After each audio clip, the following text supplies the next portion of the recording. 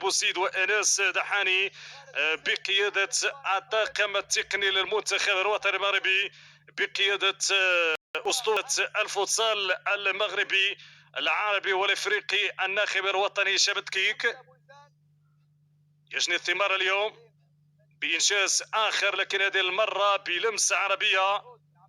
عمل كل العمل لهذه المجموعة ونحن نتابع تتويجها وتتويج طبعا الحال محمد علاء الشرقاوي. قبلها تابعنا المدرب المساعد إطار الوطني كذلك المقتدر عادل هابيل. إذن الطاقم الإداري والتقني للمنتخب الوطني المغربي ولحظة تتويج هذا الرجل. قصة رجل صفر والآن أصبح واحد من أشهر المدربين في الفوتسال على الصعيد العالمي، واحد من أبرز الأطر العالمية هشام كيك. هشام إنجازاته تتحدث عنه.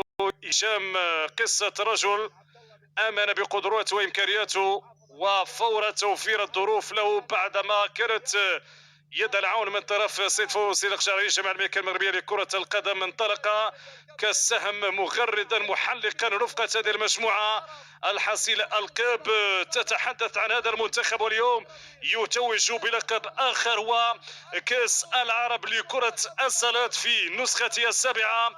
المنتخب الوطني المغربي يتوج باللقب وفي لحظة استثنائية لهذه المجموعة التي تستحق كل التشجيع. الآن لكل المجموعة لمحمد ويداني، لكل من رافق المنتخب واشتغل من أجل أن نعيش هذه الأجواء الاستثنائية في هذا اليوم الاستثنائي للفوتسال المغربي. شكرا لكم، قناة معكم أينما كنتم دائما مساندة ومداعمة لكرة القدم الوطنية مع المنتخبات الوطنية في كل المواعيد. نغمات نترككم هناك من المصدر مع هذه النغمات الاستثنائية، الأجواء الاحتفالية على الطريقة المغربية الصحراوية الأصيلة. شكرا لكم، نلقاكم في موعد مقبل بحول الله. إلى اللقاء.